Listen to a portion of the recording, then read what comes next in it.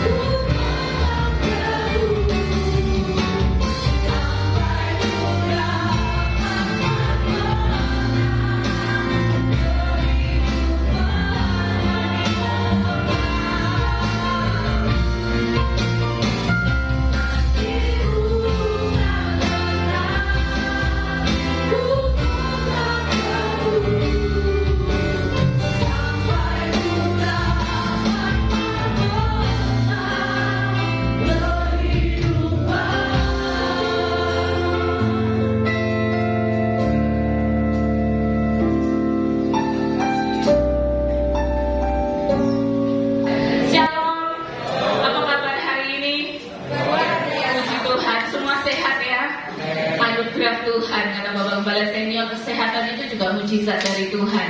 Kalau kita bisa melalui 1 detik yang lalu, 1 menit yang lalu, apalagi 1 hari yang lalu, itu semua karena pertolongan Tuhan dalam kehidupan kita. Anugerah-Mu mempesonaku. Kita masih di dalam seri rangkaian ibadah Bapak Ibu, untuk supaya kita lebih greget lagi ya di dalam ibadah. 2 ayat mari kita baca bersama-sama, 1 Timotius pasal 4 ayat yang ke-8 dan 2 Timotius 3 ayat yang ke-5. Kita akan baca dalam terjemahan baru. Nanti saya akan membacakan di dalam terjemahan yang lain supaya kita bisa mengerti makna di setiap arti katanya ya. Kita akan membaca dulu bersama-sama 1 Timotius pasal 4 ayat 7 dan 8, kemudian 2 Timotius 3 ayat yang ke-5. 1 Timotius 4 ayat 7 dan 8, 2 Timotius 3 ayat yang ke-5. Kita akan membaca bersama-sama dalam hitungan ketiga, 2, 3.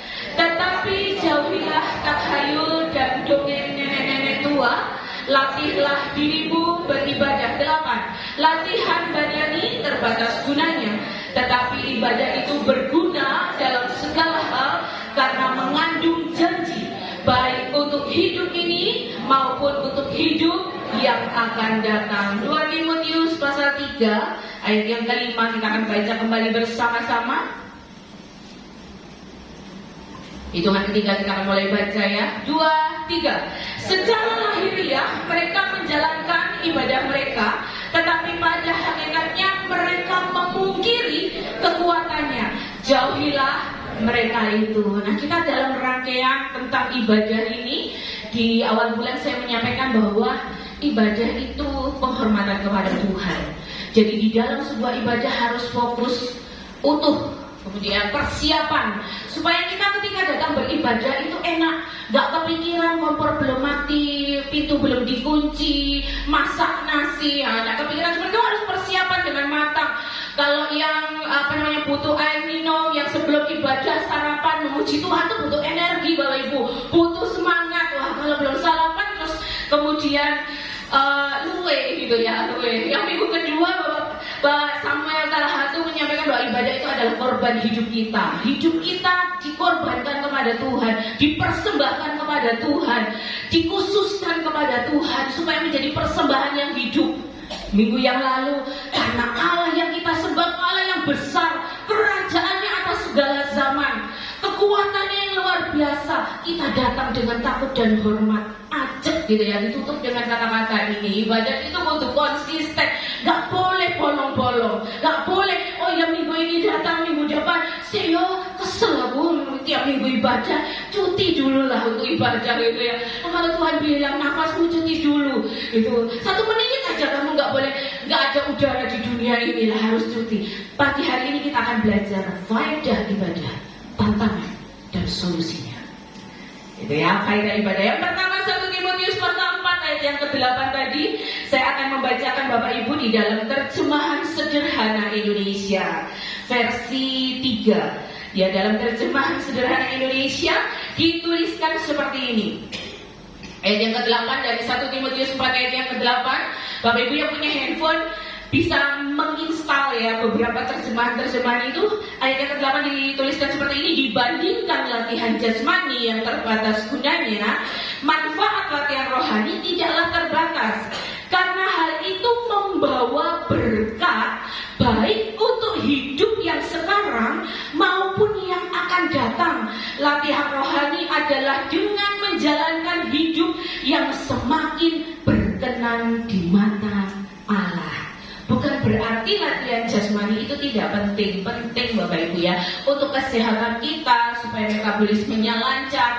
Itu juga itu juga penting. Bukan hanya sekedar rebahan, duduk-duduk tidak ada kegiatan. Latihan jasmani juga penting. Tapi dalam terjemahan sederhana di Indonesia ini dikatakan bahwa latihan rohani itu tidaklah terbatas, karena hal itu membawa berkat. Ada 2 faedah dalam ibadah yang akan saya jelaskan pagi hari ini. Yang pertama, ibadah itu membawa berkat. Tergantung bagaimana kita mengimaninya. sekedar kita datang, ya karena aku Kristen, makanya setiap hari Minggu ya ibadahku seperti ini. Tidak, bukan. Tetapi ibadah itu adalah respon kita terhadap panggilan Tuhan. Di awal bulan yang lalu saya katakan bahwa ketika bangsa Israel ini dipanggil keluar untuk beribadah kepada Tuhan, saat Musa masuk di perkemahan itu, di saat itulah Allah hadir di tengah-tengah bangsa Israel, maka seluruh bangsa Israel meninggalkan semua yang dia kerjakan. Dia melihat Musa sampai masuk di dalam kemah, dan ketika awan itu menudungi pintu kemah itu, semuanya sujud menyembah. Ada panggilan Tuhan. Pak, saya katakan ada azan, gitu ya. Ada panggilan. Apa perlu kita dikasih power, terus kemudian, nah itu, itu. Artinya persembahannya jauh ya, harus dikasih di beberapa titik, gitu ya. Harus saya berulang. Respon kita terhadap apa yang Tuhan panggil dalam hidup kita, ketika Allah ingin bersekutu dengan kita, bersama-sama dengan umat Tuhan, kita datang beribadah. Yang pertama faedah ibadah itu adalah ibadah itu membawa berkat. Berkat yang seperti apa? Berkat yang bagaimana yang Allah nyatakan dalam hidup kita. Yang pertama, saya akan bacakan di dalam firman Allah yang hidup dari 1 Timotius 4 ayat yang ke-7. Berkat yang bagaimana yang Allah mau, berkat yang bagaimana yang Allah berikan dalam hidup kita. 1 Timotius 4 ayat ke-7 saya akan bacakan untuk Bapak Ibu. Jangan membuang-buang waktu memperdebatkan hal-hal yang bodoh, takhayul dan dongeng-dongeng yang tidak ada artinya.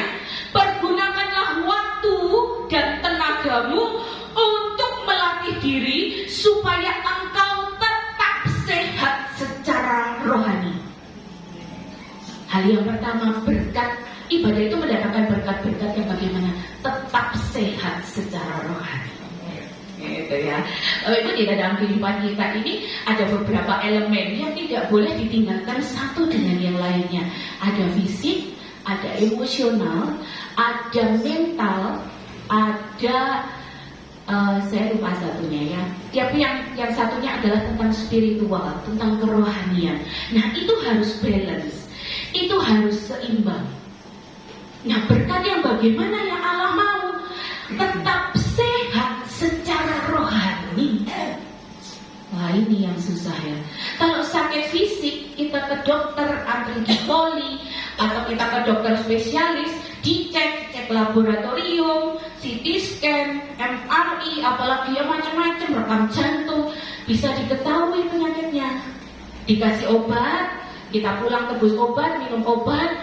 Kalau obat itu cocok dan sesuai dengan analisis dokter, sembuh. Ya kalau sakitnya ini secara rohani, gimana deteksinya? Gak ada yang tahu. Tapi Tuhan bilang, berpesan di dalam Timotius ini, pergunakanlah waktu dan tenagamu untuk melatih diri supaya, berkat yang pertama, kamu sehat secara rohani. Berkat yang kedua, masih di 1 Timotius ini, saya akan bacakan juga dalam terjemahan sederhana Indonesia. Masih ayat yang ke-7. 1 Timotius 4 ayat yang ke-7. Jangan libatkan dirimu dalam ajaran yang berdasarkan legenda rakyat. Ajaran semacam itu sudah pasti hanya berdasarkan pikiran duniawi dan penuh kebodohan. Hendaklah kamu terus melatih diri secara rohani agar semakin berkenan kepada Allah. Berkat yang kedua, nanti kalau sudah sehat secara rohani, ingat hal-hal yang secara rohani ini nggak bisa dideteksi dengan peralatan medis yang secara fisik nggak bisa. Jadi kalau kita mau mempertahankan hidup kita sehat secara rohani, kita dapat beribadah. Yang kedua, apa berkatnya? Yang kedua adalah semakin berkenan kepada Allah. Semakin berkenan kepada Allah. Beberapa waktu yang lalu pernah disampaikan dengan tokoh pahlawan tentang Daud. Daud ini satu-satunya orang yang disebutkan aku berkenan kepada dia. Gitu ya. Dia cocok dalam terjemahan yang lain, saya lupa terjemahan apa itu, di dalam Kisah Para Rasul dikatakan bahwa Daud ini satu pribadi yang cocok dengan hatiku, dengan Allah. Bukan berarti Daud ini manusia sempurna, bukan berarti Daud ini adalah seorang dewa, seorang malaikat. Tidak, Daud hidup sebagai manusia pada umumnya, punya kelemahan, punya kekurangan. Tetapi satu hal di mata Tuhan, karena Allah melihat hati, maka dikatakan Daud ini adalah pribadi yang cocok dengan hatiku. Wah, ini berkat yang kedua, apa yang kita terima supaya kita cocok dengan hatinya Tuhan, supaya kita berkenan kepada Tuhan. Berkat dari ibadah itu membawa berkat yang pertama, sehat secara rohani. Yang kedua, kita cocok dengan hatinya Tuhan. Gimana supaya kita cocok dengan hatinya Tuhan? Ya, kita dengar firman, kita beribadah, kita melakukan segala apa yang Tuhan perintahkan dalam hidup kita. Itu faedah ibadah yang pertama. Faedah ibadah yang kedua, di dalam 2 Timotius pasal 3 ayat yang kelima tadi kita baca. Saya akan mengambil kontradiksinya ya Bapak Ibu ya. Dalam terjemahan baru dituliskan seperti ini, 2 Timotius 3 ayat 5, secara lahiriah mereka menjalankan ibadah mereka, tetapi pada hakikatnya mereka memungkiri kekuatannya. Jauhilah mereka itu. Yang kedua, faedah ibadah adalah ibadah itu memberikan kekuatan. Yang pertama tadi, ibadah itu membawa berkat. Yang kedua, ibadah itu memberikan kekuatan. Dikatakan secara lahir ya, ini manusia di akhir zaman yang dituliskan oleh Rasul Paulus kepada Timotius. Mereka menjalankan ibadah, tapi pada hakikatnya mereka memungkiri kekuatannya. Berarti di dalam sebuah ibadah, dalam komunitas kita bersama dengan orang-orang seiman, dengan sesama seiman kita itu mendapatkan kekuatan. Jadi faedah yang kedua, ibadah itu memberikan kekuatan. Kekuatan yang bagaimana? Nah, kekuatan yang bagaimana? 2 Timotius masih tetap di ayat yang sama, 2 Timotius pasal 3 ayat 5 dalam versi firman Allah yang hidup. Kekuatan yang bagaimana yang Tuhan maksud dalam hidup kita ketika kita datang beribadah. Memang mereka akan pergi ke gereja, tetapi sebenarnya tidak mempercayai apa yang mereka dengar. Janganlah tertipu oleh orang-orang semacam itu. Kekuatan yang bagaimana? Yang pertama, percaya akan apa yang didengar. Setiap pujian yang kita naikkan di hadapan Tuhan, Bapak Ibu cermati setiap kata-katanya dan percayalah akan hal itu. Itu akan menumbuhkan iman kita. Setiap firman yang keluar, setiap ayat-ayat yang kita baca, itu perhatikan dengan sungguh-sungguh, karena di dalamnya ada kuasa yang akan memberi kita kekuatan, yang akan menguatkan iman kita, yang akan menguatkan percaya kita. Percaya atau tidak, mungkin setiap pujian yang kita naikkan seolah biasa, tetapi kalau Bapak Ibu mencermati itu, mungkin itu jawaban dalam hidup Bapak Ibu yang kita nggak ngerti. Kadang pas saat nyanyi tanpa disuruh, tanpa WL ini menggebu-gebu ya, Bapak Ibu bisa meneteskan air mata. Terima kasih Tuhan, percaya akan kekuatannya itu. Jadi ibadah itu memberikan kekuatan yang bagaimana? Yang akan menumbuhkan percaya kita, yang akan menumbuhkan iman kita. Yang kedua, masih di dalam 2 Timotius ini, dalam versi terjemahan sederhana. Kekuatan yang bagaimana? Yang kedua, memang di depan orang mereka berlagak saleh, tetapi mereka tidak sungguh-sungguh ingin mengenal Allah ataupun diubahkan oleh kuasanya. Jauhkanlah dirimu dari orang-orang seperti itu. Yang kedua, ibadah itu membawa kekuatan. Kekuatan yang bagaimana? Kekuatan untuk mengenal Allah dan diubahkan di dalam kuasanya. Wah, luar biasa ya Bapak Ibu ya. Jadi di dalam kita beribadah, Bapak Ibu sungguh-sungguh beribadah, sungguh-sungguh meyakini bahwa Allah hadir di tengah kita, sungguh-sungguh percaya akan kebenaran firman-Nya, maka hidup Bapak Ibu akan diubahkan, akan mengenal Allah semakin lagi, akan mengenal Allah, akan semakin mengagumi Tuhan. Kalau kita nggak kenal Tuhan, kalau kita nggak tak kenal maka tak sayang ya, gitu ya. Tak kenal maka tak sayang. Kalau saya nggak kenal Cemaya, gitu ya, saya nggak mungkin sayang dengan Cemaya, gitu. Itu analogi dalam hubungan kita ya. Nah, kalau kita nggak kenal Tuhan, ya nggak mungkin kita sayang sama Tuhan. Apa sih? Tuh juga hidupku sama-sama kayak gini.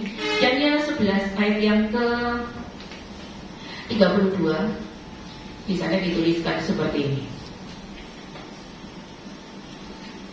Indah ini Bapak Ibu ya. Daniel 11 ayat yang ke-32.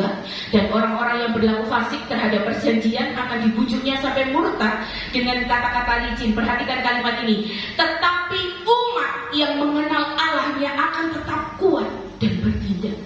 Wah, keren ya. Tetapi umat yang mengenal Allahnya itu akan tetap kuat. Nah ini intinya. Jadi ibadah itu memberikan kita kekuatan. Ibadah itu memberikan kita kekuatan yang bagaimana menumbuhkan iman kita, menumbuhkan percaya kita. Yang kedua, semakin kita mengenal Tuhan, semakin kita diubahkan oleh Tuhan. Karena apa? Umat yang mengenal Allahnya itu akan tetap kuat, akan terus bertindak. Lalu apa sih tantangannya? Banyak sekali Bapak Ibu. Saya katakan buat Bapak Ibu supaya ini Bapak Ibu waspada.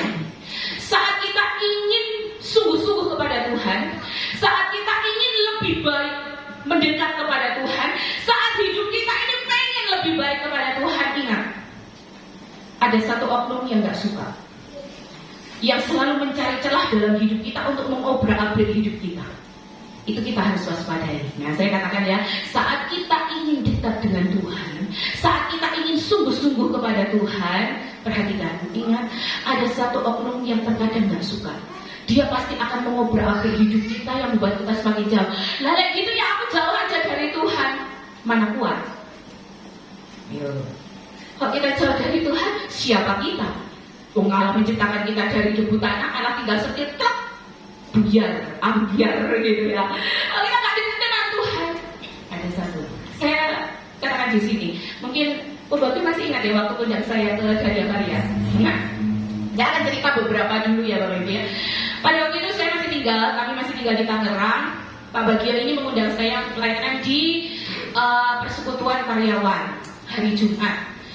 Saya fine-fine aja, hari Kamis itu saya fine-fine aja. Hari Jumat pagi planningnya izinkan Matthew ke sekolah karena dia waktu itu sekolah di Mitra Penabur. Saya izinkan ke gurunya, baru setelah itu kami berangkat. Kalau Ibu tahu, sejak subuh, mohon maaf ya, saya diare itu nggak berhenti sampai mengizinkan Matthew ke sekolah itu loh. Siapa? Balik lagi ke kamar mandi. Akhirnya pulang dari sekolah balik lagi kayak gitu. Sampai saya bilang sama Pak Sam, Pak, Operono ya, Pak bilang gitu ya. Operono ini mau menyampaikan firman. Operono, nanti kalau misalnya saya lemes saya dapat Operono. Oke, wes itu kesepakatan. Apa sih yang mau disampaikan? Temanya ini. Tak kasih penjelasan. Pokoknya wes versinya Pak Sam lah. Terserah pokoknya nanti disampaikan seperti apa. Kami berangkat ke Jakarta ke gedungnya Gajah Karya. Base camp untuk parkiran itu 2 lantai ke bawah. Nah kami masuk di lantai yang kedua. Sampai di situ pun saya masih ke toilet. Lalu Pak Sam memesankan teh panas gitu. Wis minum dulu. Terus nggak kuat lemes. Gentenono wis. Tapi satu perkara Pak Sam bilang gini. Nyerah. Kayak gini aja nyerah. Terus saya berdoa, Tuhan, saya ini mau melayani Tuhan. Tolong saya supaya saya tidak lemes. Ini teh sudah tak minum, saya sudah ke toilet. Sebentar lagi saya mau naik ke towernya. Tuhan tolong. Bapak Ibu tahu, sepanjang ibadah aman, sampai pulang aman, sampai di rumah di Tangerang kembali lagi. Saya mondar-mandir ke kamar mandi. Pak Sam bilang, ini tantangan iyo, tantangan sing rasa nolki, sing gak kuat gitu ya. Suatu kali saya perjalanan ke Gresik, pelayanan saya di anak-anak, Pak Sam di orang tua. Jadi kita nyampein seminar, ajak Matthew waktu itu masih usia berapa ya, saya lupa 7 tahun atau berapa. Kami berangkat, berangkat. Nginep ya, karena nanti malam, pulangnya sampai malam, jadi nginap di Surabaya, besoknya baru pulang. Check-in dulu di hotel Surabaya, karena Gresik itu hotelnya terbatas. Teman saya juga bilang, hotelnya di sini terbatas, guys. Kamu nginep Surabaya aja. Saya nginep di Surabaya. Nginep di Surabaya, kita siap-siap. Jam 3 berangkat ke Gresik.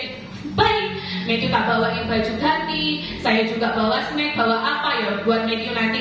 Tiu, kalau mama nanti pelayanan, Matthew duduk di samping mama. Ya, Pak Sam, Matthew ikut siapa? Ikut mama, ikut saya apa ikut saya maksudnya? Ikut saya aja, enggak apa-apa, karena ketemu dengan anak-anak.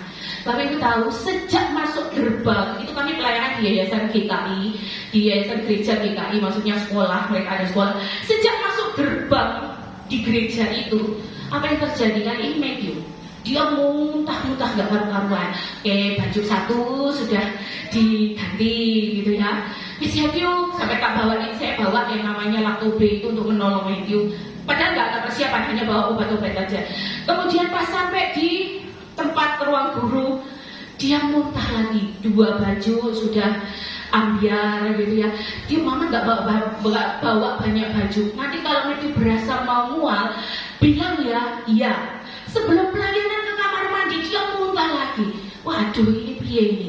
Saya sudah panik karena saya orangnya panik ya. Tuhan tolong. Pak Sen juga bilang ini tantangan. Oke, tantangan wes, ayo dihadapi saja. Ayo dihadapi saja. Oke, pisah ya pisah. Pak Sen di orang tua, saya di anak-anak. Bapak Ibu tahu apa yang terjadi ketika saya cerita dengan anak-anak, ini anak muntah lagi. Sampai tas saya tak ambil, isinya tak sungkat, tak keluarkan. Tahu di sini gak apa-apa. Ya selesai acara Bapak Ibu, aman. Gitu ya, aman semuanya. Waktu saya berjalan ke Bogor, nah ini yaitu mobil mogok ya, tapi saya bilang sama Pak Sen, Pak, apapun yang terjadi boles ya. Ya, karena saya tegangan tinggi kalau lagi panik ya. Apapun yang terjadi boles ya. Ya, pokoknya nanti apapun yang terjadi di jalan lagi engkel-engkelan boles saja. Oh, gitu ya. Karena itu tuh antisipasi Bapak Ibu, tantangan itu selalu ada yang kita lihat. Yang pertama, tantangan yang bagaimana? Kejadian pasal 4 ayat yang ke-7. Kejadian pasal 4 ayat yang ke-7.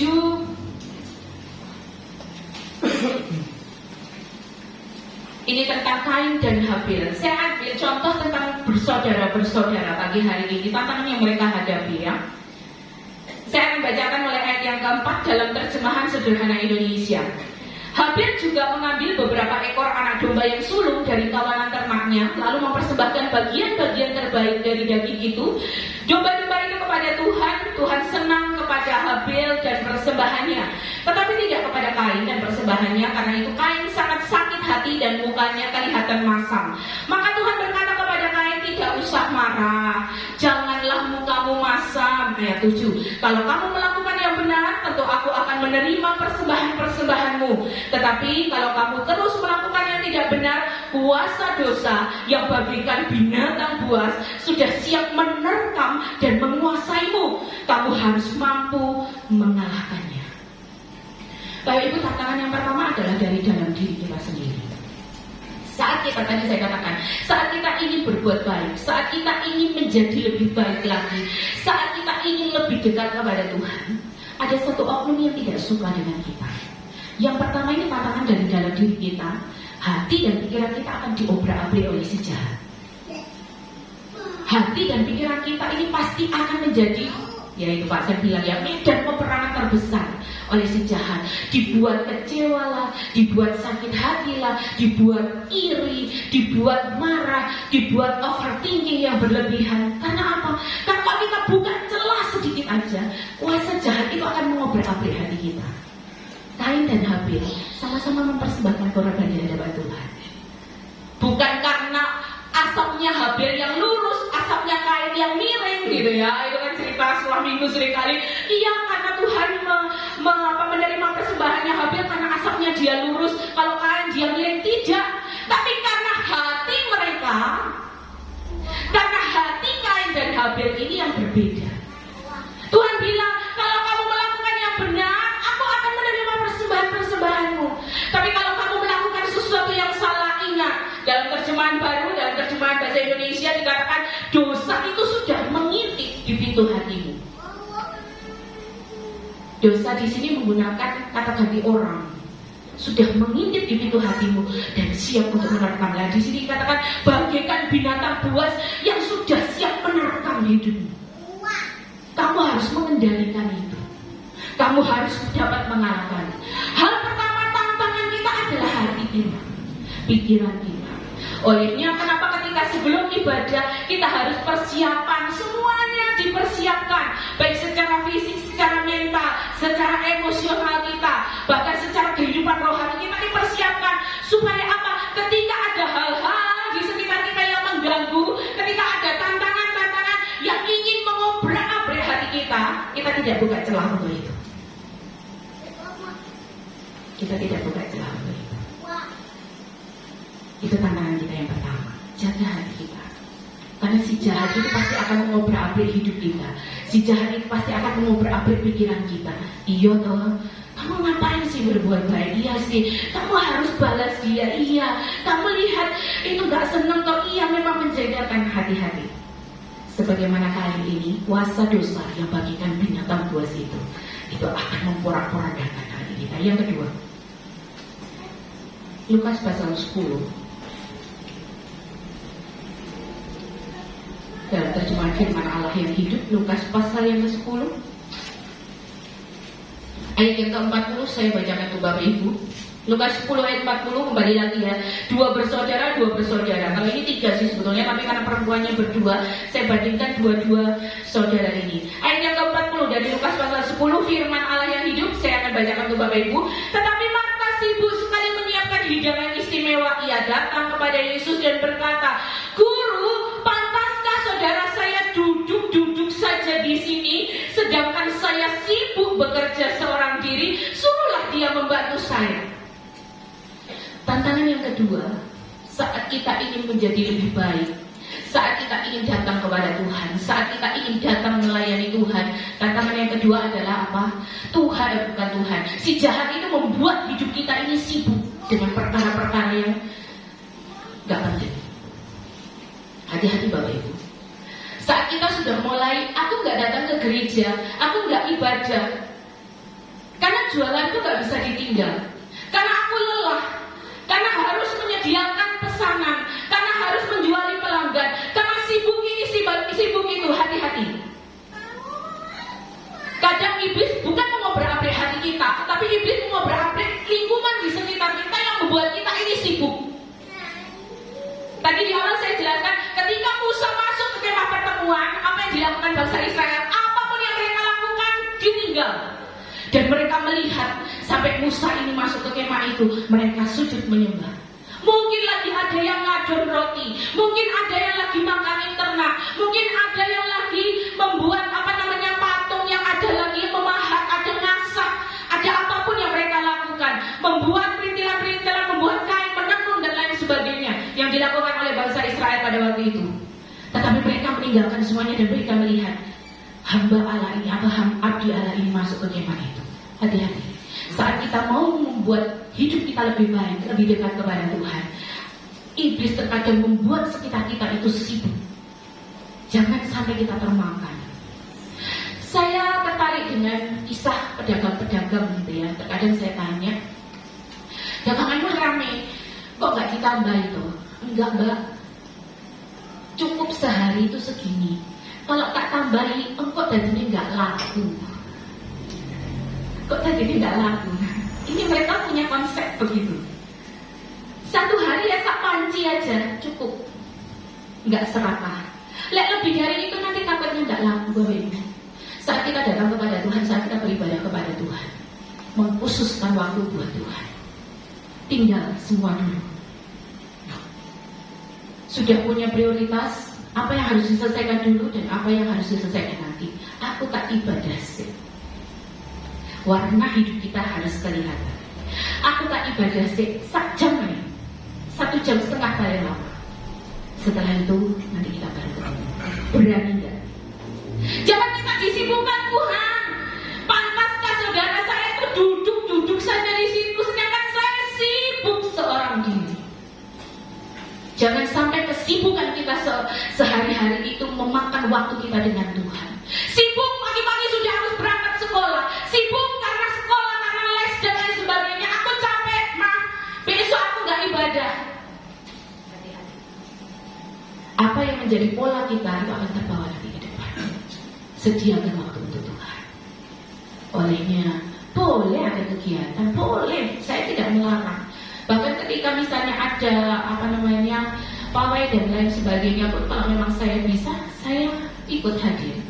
Tapi kemudian saya tahu diri, waktu yang karnaval itu karena selesainya sampai malam, sudah tak batasi, jam 6 saya harus pulang. Kenapa? Karena masih ada yang harus saya selesaikan. Bisa aja saya sampai jam 9, sampai jam 10, tapi paginya kelengar saya. Itu namanya nggak bijak, gitu ya. Jangan sampai sibuk Bapak Ibu. khususkan waktu untuk Tuhan. Nah, solusinya bagaimana? Solusinya ada dua. Kita akan baca ayat bersama-sama. Amsal pasal 4 ayat 23. Saya akan mengajak Bapak Ibu untuk membaca dalam terjemahan baru. Amsal pasal 4 ayat 23 saya rakai dengan Efesus 6 ayat 10 dan 11. Nanti saya akan bacakan dalam versi yang berbeda. Kita baca dulu bersama-sama dalam terjemahan baru. Amsal pasal 4 ayat 23. Sudah ketemu Bapak Ibu? Kita baca dalam hitungan ketiga. 2, 3. Jagalah hatimu dengan segala kewaspadaan, karena dari situlah terpancar kehidupan. Kita baca lagi Efesus pasal 6 ayat 10 dan ayat yang ke-11. Efesus pasal 6 ayat 10 dan ayat yang ke-11 dalam terjemahan baru. Kita akan baca bersama-sama dalam hitungan ketiga. 2, 3. Akhirnya hendaklah kamu kuat di dalam Tuhan, di dalam kekuatan kuasanya. Kenakanlah seluruh perlengkapan senjata Allah, supaya kamu dapat bertahan melawan tipu muslihat iblis. Saya akan bacakan dalam terjemahan bahasa Indonesia masa kini dari Efesus ini ya. Bahasa Indonesia masa kini, Efesus 6 ayat 10-11. Akhirnya hendaklah kalian menjadi kuat dengan kekuatan yang kalian dapat dari kuasa Tuhan, karena kalian bersatu dengan Dia. Pakailah seluruh perlengkapan perang yang diberikan Allah kepadamu, supaya kalian dapat bertahan melawan siasat-siasat yang licik dari iblis. Dapat melawan siasat-siasat yang licik dari iblis. Apa saja perlengkapan senjata Allah itu Bapak Ibu? Berbaju sirah kan? Ayo, ada yang ingat gak? Ayo, ketopong keselamatan. Perisai iman. Kasut kerelaan. Pedang roh firman Tuhan. Berikat pinggang kan? Kebenaran. Berbaju sirah kan? Keadilan. Ya, ini diadopsi dari baju perangnya tentara Romawi pada waktu itu. Karena tentara Romawi ini memiliki perlengkapan perang yang komplit, termasuk baju sirah. Ini Bapak Ibu kalau melihat armor of God, perlengkapan senjata Allah ini pasti ada baju sirah, ada ikat pinggang, ada ketopong yang menutupi dahi begini ya, ketopong, ada kasut sepatunya, ada perisai, ada pedang. Nah, itu lengkap. Beda dengan tentara Indonesia, ya, beda dengan tentara Indonesia, karena ini diadopsi dari tentara Romawi. Supaya kamu dapat bertahan, orang yang berdiri tegak, nggak loyo, nggak letoy. Orang yang loyo, orang yang letoy itu gampang diudik-udik sama iblis, gampang diurut-urut celahnya sama iblis. Orang yang berdiri tegak, karena kita apa? Kita punya kekuatan yang luar biasa di dalam Tuhan. Kita punya kekuatan yang ekstra di dalam Tuhan. Mengenakan selengkap senjata Allah. Pikiran kita dijaga, hati kita dijaga, seluruh ornamen, seluruh elemen dalam hidup kita ini dijagai oleh Tuhan. Amsal pasal 4 tadi saya akan bacakan dalam terjemahan versi mudah dibaca, ini lebih dipahami. Amsal 4 ayat 23 versi mudah dibaca. Di atas segala-galanya hati-hatilah terhadap yang kau pikirkan, karena pikiranmu mengendalikan hidupmu.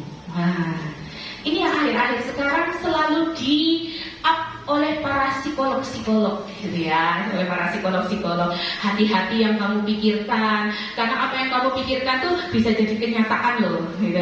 Hati-hati apa yang kamu doakan, hati-hati apa yang kamu katakan, karena perkataan itu adalah doa dan Tuhan mendengar. Jauh sebelumnya firman Allah sudah tuliskan, hati-hati di atas segalanya, hati-hati dengan apa yang kamu pikirkan, karena pikiranmu itu dapat mengendalikan seluruh tubuhmu. Sama dengan kain tadi, tantangan yang kita hadapi terkadang iblis itu datangnya nggak gini, hai aku datang mau menggodamu, enggak Bapak Ibu, dia datang secara tiba-tiba, muncul tanpa diundang.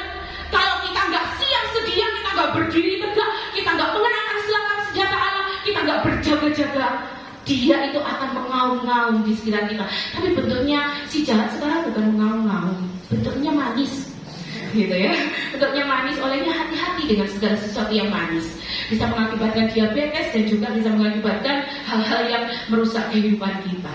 Di 1 Petrus dikatakan, lawanlah iblis karena dia seperti singa yang mengaum-ngaum, yang berjalan di sekelilingmu. Ketika kamu lengah, dia akan langsung menangkapmu. Tapi di bagian yang lain Tuhan bilang, jangan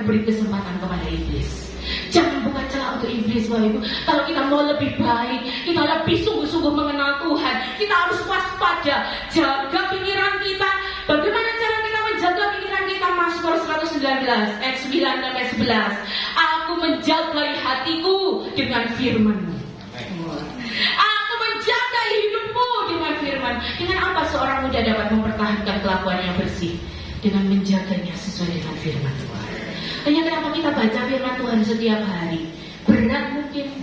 Apalagi kalau kita masuk di perjanjian baru, kita sudah sampai di Lukas, ini enak, ada ceritanya.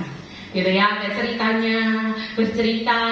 Pasti ibadah keluarga, pasti menyampaikan ibadah itu adalah pendorong bagi kita. Kalau kita baca firman Tuhan, bukan hanya sekedar baca, tapi kita mau untuk bisa menggali apa yang Tuhan mau untuk saya. Apa yang Tuhan mau untuk saya secara pribadi. Dan itu menjadi rema, ya, itu menjadi rema, bahasa yang keren begitu.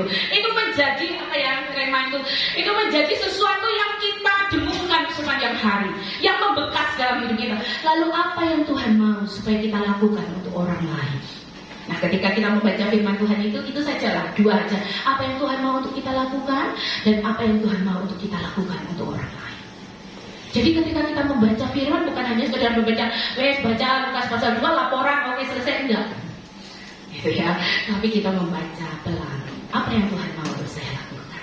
Apa yang Tuhan mau untuk saya perbuat bagi orang lain? Kita akan lebih baik, Bapak Ibu, sehat rohani, sehat jasmani, dari dalam akan keluar, akan terpancar keluar. Jaga pikiran kita. Kalau ada hal-hal yang istilahnya mengganggu, Tuhan, hal ini mengganggu, tolong saya, jagai pikiran saya, jagai hati saya. Ada satu nyanyi suamiku ya, Yesusku hebat mengatasi pikiranku lah. Yang pertama yang ini penciptanya lagu Bugalo ini keren sih. Mengatasi pikiranku, Yesusku hebat menyembuhkanku. Dia hebat, dia mengatasi hati dan pikiran kita, dia mengatasi seluruh kehidupan kita. God is in control. Tuhan itu mengontrol hidup kita. Dia selalu ada menyertai kita. Bukan hanya menyertai hal-hal yang spektakuler, hal-hal yang luar biasa, tetapi dalam setiap jejak hidup kita, satu menit yang kita lalui, satu detik yang kita lalui, Allah itu mengontrol hidup kita. Ya Bapak Ibu, jadi ibadah itu faedahnya, yang pertama ibadah membawa berkat, yang kedua ibadah itu memberikan kita kekuatan. Ada tantangan, tapi ada solusi. Saat kita jaga hati, jaga pikiran, saat kita mengenakan selengkap senjata Allah, maka kita mampu berkata sebagaimana Yosua berkata. Kita baca ayat terakhir, Yosua pasal 24 ayat 15. Kita baca ya Bapak Ibu dengan sungguh-sungguh, dengan sekuat tenaga, dengan kemampuan yang Bapak Ibu saudara miliki. Yosua pasal 24 ayat 15. Di musik bisa maju ke depan. Kita akan baca ayat yang terakhir ini, dibaca secara bersama-sama dalam terjemahan baru. Tetapi aku dan seisi rumahku, kami akan beribadah kepada Amin Bapak Ibu. Kalau hari Minggu, hari Sabtu mulai dicek, besok ibadah ya nak, besok ibadah ya Pak, besok ibadah ya Bu, Oma Opa besok ibadah ya, Kampung Uti besok ibadah ya, anak-anak yang kecil-kecil dicek, yang masih kecil besok kita ibadah ya, datang kepada Tuhan. Sebagaimana Yosua ini, tetapi aku dan seisi rumahku, kami akan beribadah kepada Tuhan. Selesai ibadah masih pagi Bapak Ibu, kalau mau dolan, kalau mau rekreasi masih bisa, sampai sore, sampai malam masih bisa. Tapi datang dulu kepada Tuhan, karena ibadah itu membawa berkat, ibadah itu mendatangkan, memberi kita kekuatan.